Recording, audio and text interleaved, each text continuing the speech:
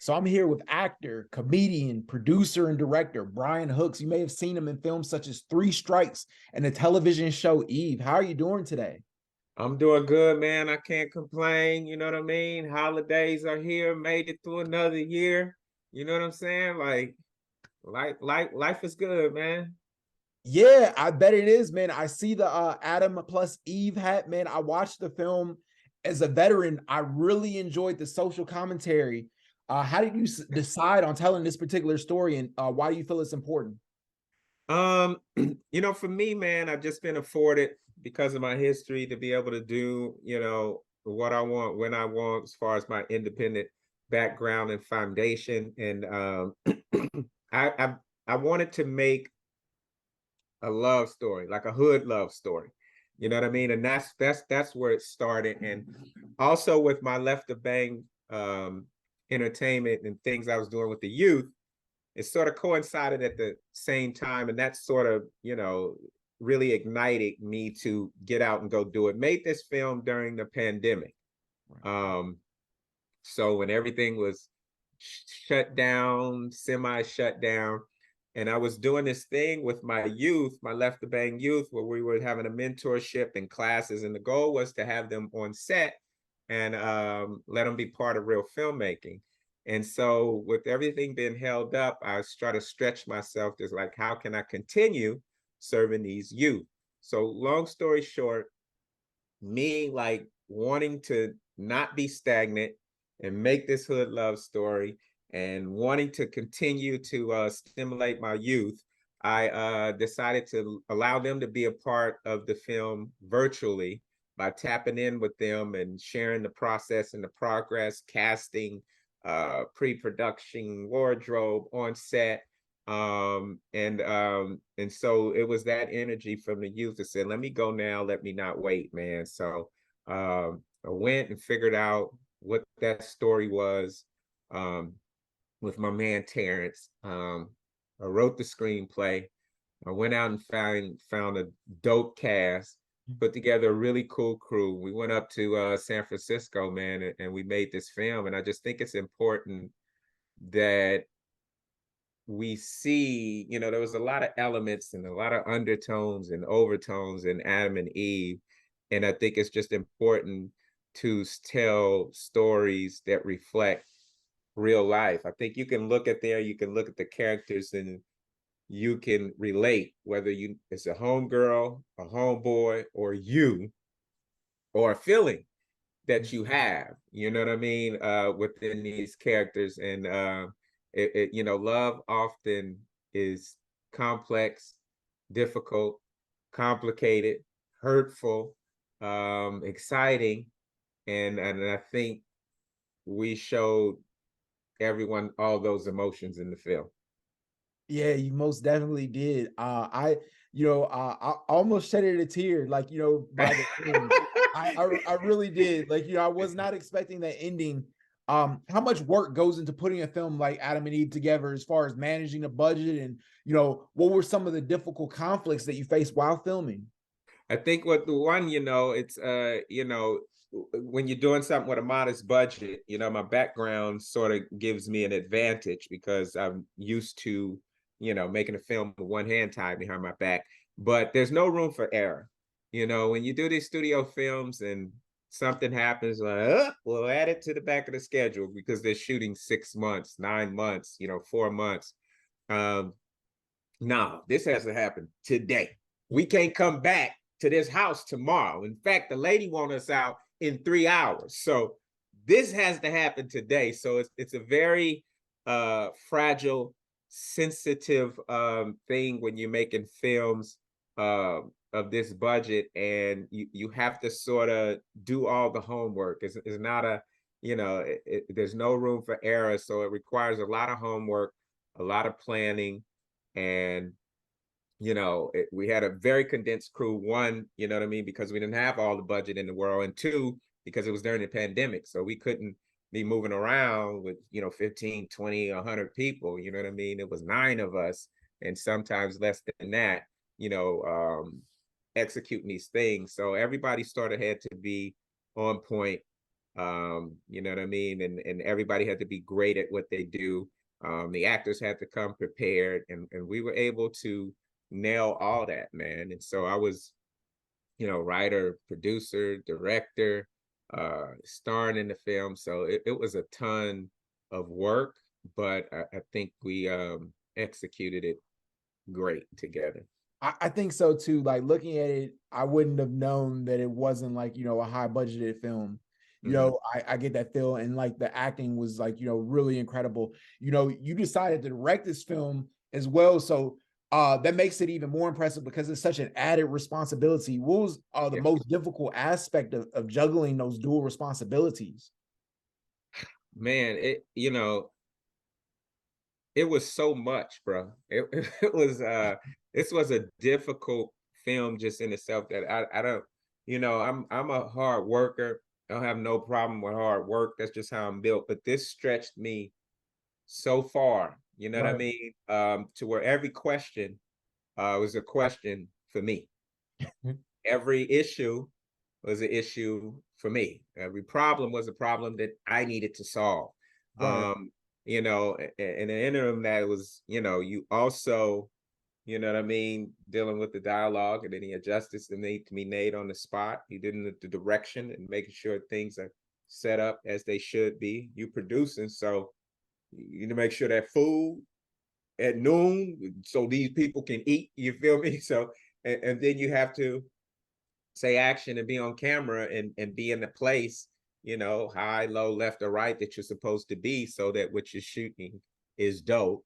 And you also have to support these other actors and actresses who are looking to you for direction to be sure that they were. So, it was a lot, man. It was a lot. I love it, but it was definitely a lot, man. That's why I'm so proud of this film. Like, as you said, you don't look at it and feel like it's lacking anything. You know what I mean? It's shot beautifully. It looks beautiful. It sounds beautiful. You know what I mean? I'm proud to say that, man. But it was a lot of work, and I guess the challenge was just, wearing 50 hats to where there was never a moment, even when you leave the set as an actor. It's like you look at the call sheet and it's like, oh, I don't work tomorrow, so I can relax. Or, oh, I'm in one scene tomorrow, I can prep that this evening. But for me, once we wrapped, there was work until we were back on set. And then there was more work on the set. And then once they say wrap, it's prepping and planning and getting ready for the next day and making sure the stuff we did today and yesterday is what it's supposed to be. And the next thing is lined up. It's kind of crazy when you say it out loud, man. I don't know why. I, You got Yeah, I imagine so. And you're talking about like, some of the actors, I thought like all the actors did a great job. You have a spicy sex scene with the beautiful Cherish Holland. yeah, yeah. Did you work with an intimacy coordinator? And as the director and the lead, how do you handle a scene like that with care? Years of experience, brother. Years of experience. Bang, bang. No. Yeah, here's the thing with that, man. And people will tell you a sex scene is the most difficult thing to do because it's not just hey, go do it. You want to paint a certain picture. You're dealing with uncomfortable. You two aren't a couple. You may have just met each other.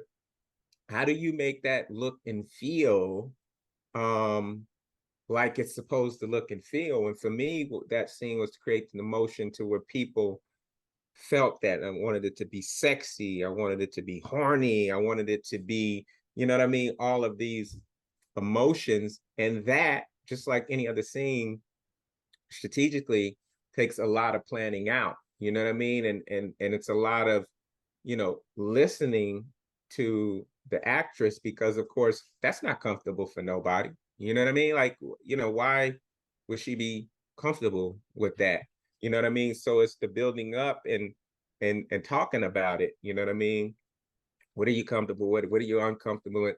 Here's what you think, and here's how I want it to look. Here's how I want it to feel. What do you think of this? Because if they're uncomfortable with something and that's what you're trying to do, it's going to show on screen that they're uncomfortable with. And so now you don't buy it and you're like, this is awkward. You know what I mean? So that scene was important. You see that scene was very, very sexy, very visual. Although you didn't see any nude, Right. whatever, you felt like you saw everything. You know Yeah. what I mean? And to capture that is it wasn't easy. You know what I mean? I Right. mean, I'm gonna say it. It requires skill. You know what I mean? You can't just turn it on. So with that, man, I'm so proud of how that scene came out because again, there weren't a million resources on the clock with the time. You know what I mean? Cherish and I had amazing chemistry. She's a dope person. There's a lot of respect. There's a lot of, kindness both ways. So, it was, you can't, go into something like that without there being a lot of respect and understanding and knowing exactly what we're doing and exactly what we're kind of capture, man. So it was highly sensitive and one of the more scenes that required a lot of pre-work and trying to figure out so that everybody's feels safe, even the camera and the crew and where we're supposed to be, because you don't want to like, oh, we missed it. We got to do it again. Put your ass in the air. You know what I mean? Like, you want to be one and done with it. And we were able to tackle that, man. And I love that scene. It came out really dope, and people were like, whoa, oh my God, what? You know what I mean? Which is the emotion that I wanted to capture. Yeah, you definitely felt the emotion throughout the film. Another actor I really enjoyed in the film was Kareem Grimes, Preach Yeah, from All American. yeah, He's one of your he- best friends yeah. in the film. What was it like working with him?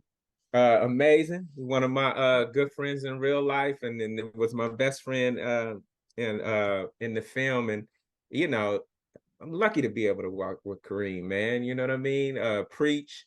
Everybody loves Preach, and you know what I mean. He's been around since the days of Boys in the Hood and has some amazing things coming up. And I picked up the phone, I shared with him what I was doing, and he's like, B, love you, respect what you did, I'll be there. You know what I mean? So it's always great. One, to be able to work with someone as a friend, but two, when they support what you do, you know what I mean? And understand where you're coming from. And he came down and put it down, man. But I can't say enough good things about Kareem, man. We had some fun on the set, you know what I mean? Pulling out all together. That's great, man, when your friends come out and support you. One of the things I really enjoyed about the film was the soundtrack. I thought it was Mhm. like really impressive. I loved all the music in the film. It really sets the tone, especially the final scene. How did you go about like, selecting the music for the film? Yeah, John Witt Jr. Was the composer. And I like to think I have a very, good ear and visual that combines that. I think it marries the music. And so I picked all the music numbers and placed them myself. And with the score, which I think, without that score, you wouldn't even be interested in watching this film. John was just so amazing that, I mean, we just sat in the room and I'm like, John, this is what I'm thinking and this is what I want to feel. And he would send me something. I'd be like, oh, yeah, yeah, that. But let's move it this way. Let's move it up. And it's like, yeah, yeah, that. And he was like, what if we move this way? And then we would find that pocket and we'd be, it'd be like Eureka. And so we would sit at the studio and order our Fat Sal sandwich and just work through these scenes, man. And to see it come together like it did, man, feels really good. John's an amazing musician, an amazing composer, and just so, man, that's one of my favorite parts of the film is just the music, marrying the music, man. And me and John worked hard on that. And I mean, he literally played the score to the whole film. You know what I mean? He played it and created it, and we went back and forth, and just extremely one of the things I'm proud of. I really think it makes the film what it is. It really pushed and pulled and stretched and threw your emotions, different ways. Yeah, it does. I was like blown away. I had to like go back like and rewatch that final scene like a Yeah, bunch of different yeah, times because I was like, wow, like the music and stuff, everything. You yeah. really feel that emotion. Yeah, that was Mackenzie singing. You know, we're gonna release the soundtrack in the new year, but that was Mackenzie singing that song "Farewell," man, and it just, you know, that with the visual of what was going on, it's just like, you know, it just, yeah, it's gonna get them tears to the surface, and nothing Yeah, else. They because might I not was drop, but it's gonna get it to the surface. yeah, I was definitely I was wondering about that because I was looking, I was like, man, where's this song at? Because I Yeah, was like, everybody, yeah, yeah. so I saw a great interview you did a year ago on Comedy Hype, and you were discussing actors compromising their values. I was Mhm. wondering, have you ever been put in a situation where you had to decide between your morals and maybe a bag of money? Yeah, I haven't, but I think because I don't give off that. People kind of, I think you're around me and you get that like, he's not gonna do this with us. I think we should I think we should tell him the party is over so he leaves and he's not looking at us like, you know what I mean? Yeah, fortunately I haven't, but I think just the way I'm built, man, I've never been in those circles. You know what I mean? You kind of have an idea of, you know, where the wildness and the goofiness is. And I think, standing across from me, like, yeah, you know, Brian ain't gonna do this. You know what I mean? I think we should not invite him here. You know what I'm saying? So fortunately I haven't, man. But a lot of that goes on, and that's not to say that, you know, everyone who's made it to A+ level has had to compromise themselves, but oftentimes in their pursuit of getting to where they want to be, they'll do anything. And so they sometimes do things that they wouldn't necessarily do or want anyone to know. You know Right. what I mean? And because a lot of these times that people are making these positions, these powerful positions to take you to where your goal is for yourself, it's just one or two people. And so these might not be, the holiest of people or the best individuals. They might very well be, very grimy Weinstein, you know what I mean? Like whole Harvey Weinstein. So, you know what I mean? Now this man is just standing in between, your goal for yourself and you know what I mean, arriving where you want. And then so he's not the best person in the world. So what he's asking you to do or the things he's, you know what I mean, pressing upon you are things that are not cool. Excuse me. But you're so set on getting to where you want to be, you start to bend and shape and hop on one foot and bark like a dog, quack like a chicken and or a duck. And so you start to lose yourself. You know what I mean? So you have to make sure your goals that you set for yourself are clear. Because if the goals is to like, I want to blow up, I want to be big, then, a lot of times these, devilish folks that are sometimes in our industry are going to eat you up. You know what I'm saying? And that was just an example of someone who took advantage of people. He's not the only one. And so again, but a lot of these people like, this is what I want. So I'm going to do this one time behind closed doors, Right. so that I can get what I want. You may or may not get what you want. You definitely ain't going to do it more than one time. And so it becomes this spiral of nastiness. There were many a times where, you know, folks would not in that sense, but like, hey, B, here's a shortcut. If we do this, Right. then we can get to the such and such. And it was like, yeah, nah, I'm cool. I'm gonna go around. You know what I mean? I'm gonna stay on this road and just go around. So I see you over there, though, man. Maybe you know what I mean. It was just never for me, man. Never for me. I was just, and I don't say I was brilliant and had it all together, but something in my soul, my spirit, I was never okay with, being shitty to people, stabbing people in the back, lying, stealing, cheating, or definitely not, compromising what I believe in. That's dope. I know a lot of people and stuff, everything can't say that they have a strong moral character. and you see it like sometimes in like, some of their actions or like, stories that you hear like, about like certain people. You talked about how Hollywood is cliquish. Do you feel sometimes like you're an outsider? Oh, absolutely. I'm an underdog. You know what I mean? You see, I've worked with and in the same, films with a lot of people. But you also see that I'm not working with those, you know what I mean, people as well. And I think it's very cliquish, it's very circle, and I think I and you would have to ask them, but I think I possess a certain um just like just the way I'm built that people shy away from. You know what I mean? That's not I think they feel like I'm someone who they can't necessarily be fake around, you know what I mean? Like Brian's gonna tell on us if he sees us doing this, so let's not have him in the room. Excuse me. But yeah, definitely, man. And I'm not part of those circles. And but everybody's journey is different. Everybody's path is different. Sometimes we have a hard time accepting that because we want to be wherever we want to be.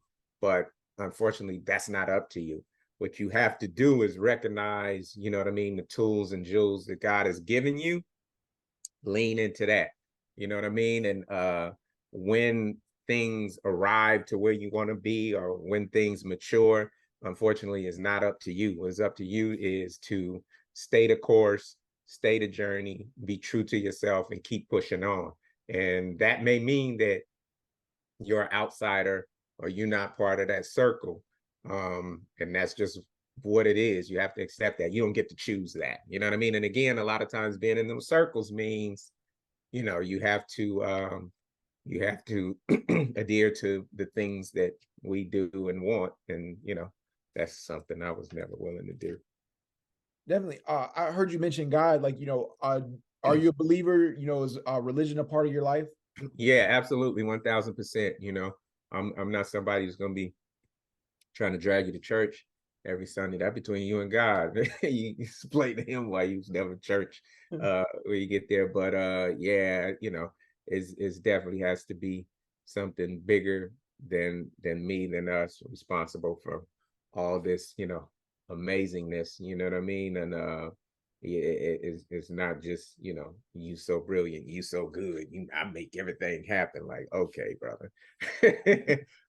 So yeah, definitely believe in the higher power, man. And he's definitely, or he or she definitely responsible for everything that has been afforded to me. Man, that's a beautiful answer. And he's definitely been blessing your career. One of the films I always loved you in was Three Strikes. Yeah. I love that scene where E40 is like, I'm saying, Weeble, I had to think Yeah. Elvis was on my ass. Yeah, yeah. How did you keep a straight face during that scene? And what was it like working with one of my favorite rappers, E40? That's my favorite rapper. Even before I knew him, that was my favorite rapper growing up in Bakersfield, California, which is in the middle of California, but it's more an extension of a bay, even though it's closer to LA. E40, one of my favorite rappers. So to be able to meet and work with him and him be super cool was like everything, you know what I mean? And we're friends to this day. You know what I mean? So, to be able to, someone be your favorite artist and then you become good friends and you're able to work with them on one of your first projects, man. The feeling is unexplainable, man. But we had a lot of fun. E40 is a comedian as well as a rapper, if you don't know, and his family, you know what I mean? D-Shot, the whole crew, you know what I mean, is good people, and we really close to this day, man. But that was like, again, you be able to work with your favorite rapper, there it is. Could you talk about like the work that you're doing with Left to Bang It Entertainment?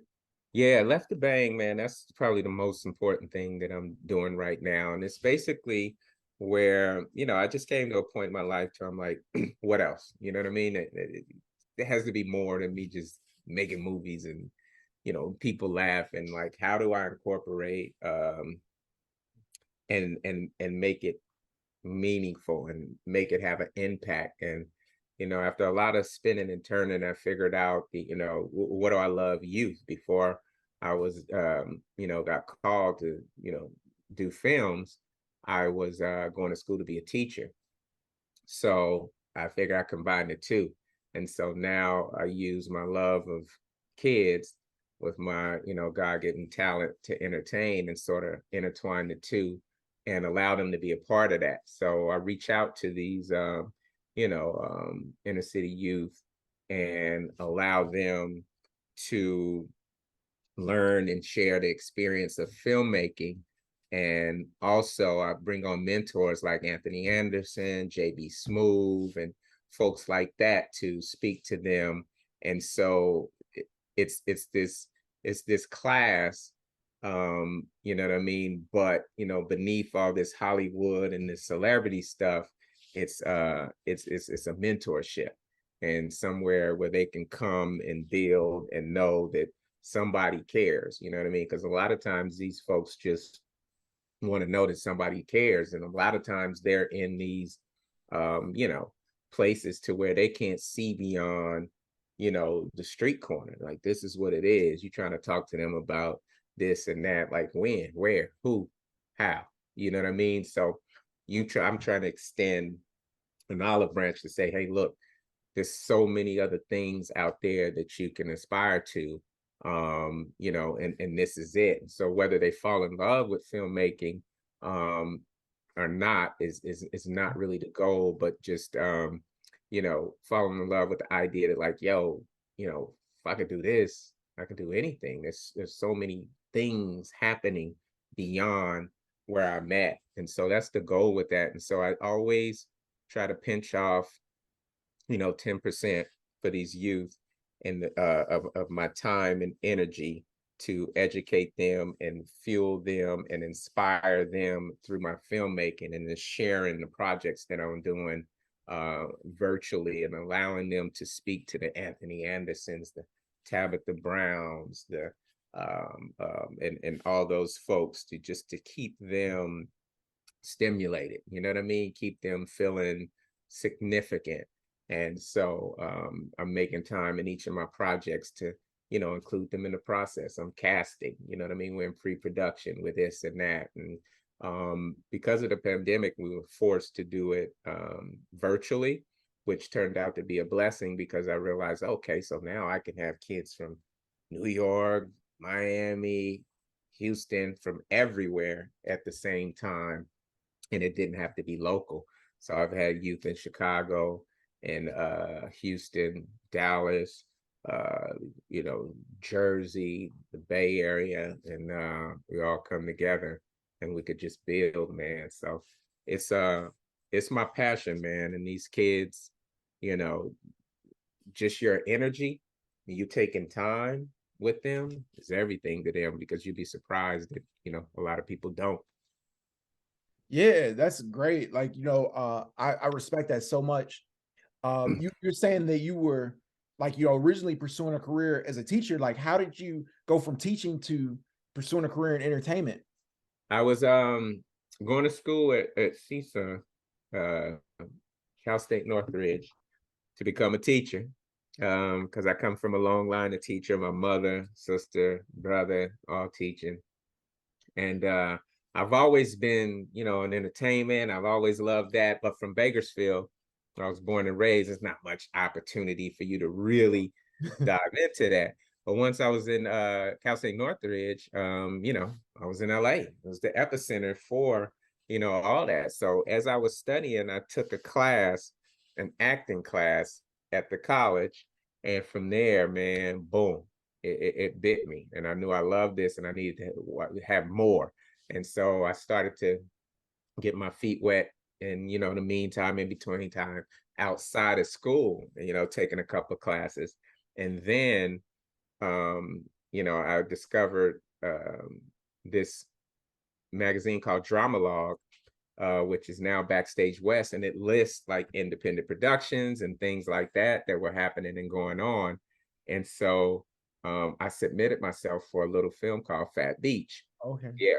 And so 6 or 7 auditions later, the director at the time, Doug Ellin, who created Entourage. Entourage. Yep. Yep. He, you know, and the producer, Cleveland O'Neill, chose me for the role. And so that was my first film, and it was a leading role, man. And from there, that sort of opened the doors to everything, because every piece of work I did, therefore, just sort of, you know what I mean, served as a stepping stone to the next thing into my independent world. And that's sort of how it all spawned off, man. And so school sort of, you know what I mean, teaching sort of took the background, as I was like, let's see how this whole, you know, acting Hollywood thing plays out. And then, you know, flashback to, you know, today, 2020, around there, you know, I came up with the idea, well, how do I, you know, merge my love of teaching and kids with this gift that I've been given? And that was sort of the birth of Left of Bang. That's dope. I saw like, the same comedy hype interview, and you were talking about how like you were actually supposed to be on an episode of Entourage, but you couldn't do it because you were filming Eve. Like I was wondering, like, as an actor, like, it seems that if you're committing to one project, you could potentially be losing out on another project. So how do you like, decide like what's worth your time? Yeah, absolutely. And you can never really know. You just got to go with your heart. And that was, yeah, you know, that's such a classic show to be a part of. And, you know, it's like, who knows where that would have been, but, you know, your commitment is your commitment. And, you know, I would always choose the Eve show because it was such a, I met some, you know, some of the dopest people, worked with some of the dopest people. We were like a family. And of course, that show, you know, still continuously runs today, and you know, and people love it. So, but yeah, you know what I mean. You have to just go with your gut and choose the best project. And sometimes, you know, you may choose something and it'd be cool, and then that other role that somebody else get, they just go to the moon on it. You know what I mean? But you can't be two places at one time. Right. And so, you know, you just go with your gut, and you know, you do it for all the right reasons. And I think you can live with that, but you never know. You know what I mean? The other one might take off, and that might have been the biggest thing, but you know what I mean? You just have to roll with, you know, what you feel is the best role for you, you know? To circle back to Adam and Eve again, it has a mental health component to it. I Mhm. wanted to get your thoughts, like Twitch, the DJ from Ellen, he recently committed suicide. He's not the first like entertainer that you've seen commit suicide. They say that people in the performing arts are twice as likely to have mental health issues. I wanted to know, like, what about it, about like performing arts, like like you affects your mental health, and how do you deal with like those situations? Yeah, I think it's I think one, that people who are attracted to entertainment have a different makeup, you know what I mean? How certain personalities um sort of are pulled to different professions. I think you can, like, if you interview doctors or dentists or salesperson, I think there are core things about their personalities that are similar. And I think the same is with entertainment. I think they have um a core personality, and one of the common ones, I think they're very uh insecure people. Um and I think they all sort of have obviously something in them to where they need outside, um you know, they need outside, you know, Validation. validation, you know what I mean? And that could be dangerous, right?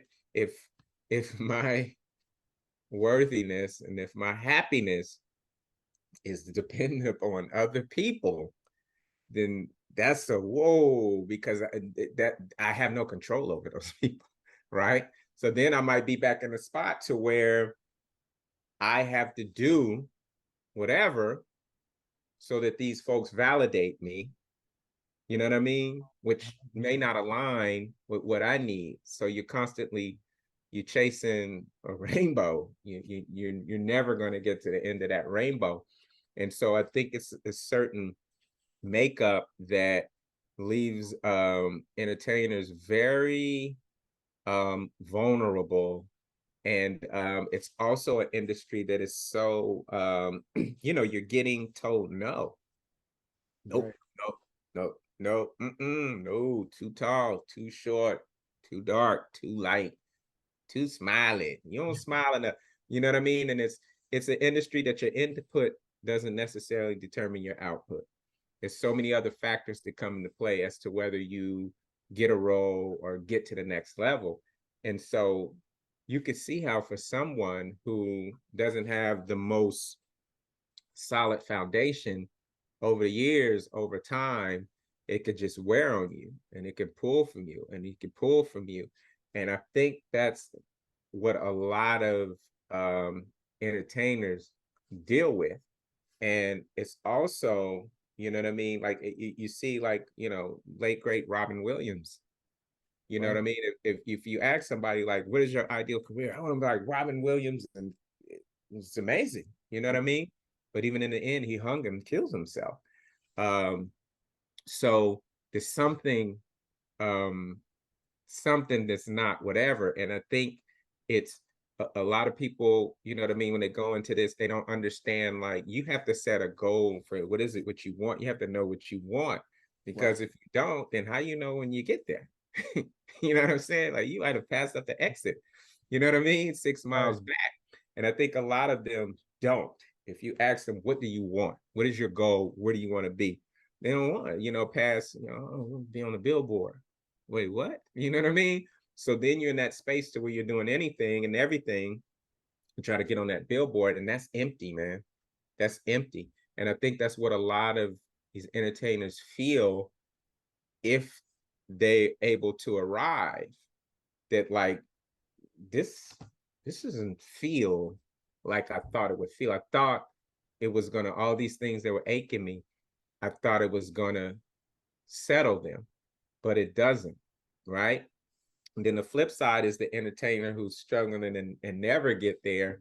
Mhm. And then they feel like the reason I'm not is because I'm not there. So, it just creates this ball of mess, but none of them know exactly what they want and what they're getting, because the joy is in the journey. You know what I mean? And a lot of people, you know, don't understand that. All these things and these people you meet and these ups and downs and the little film you did that won that one time, y'all went out to the award show. That's all the journey. That is all the goodness. And people are always focusing on what they don't have and what they don't happen. Humans are sort of built like that, instead of the things they do have and do happen. So there's this complete imbalance in this certain type of personality that makes the perfect storm for someone who deals with a lot of mental health in this industry. It's just the way this industry is set up, and the personalities attract, creates a perfect storm for for for for mental health. You know what I mean? And and they don't understand that. Most people who are extremely successful are miserable. Like some of these A++ actors and actresses have no idea why they feel shitty. That's when they have alcohol problems, they have drug problems, they're back in rehab, they're killing themselves, because they never really had a goal other than, I want to make it. And then you have the other, 99% who are trying to get there, who feel like the reason they feel like they do is because they're not there. But that couldn't be further from the truth. So that tortures them. You know what I mean? And it's just a mess.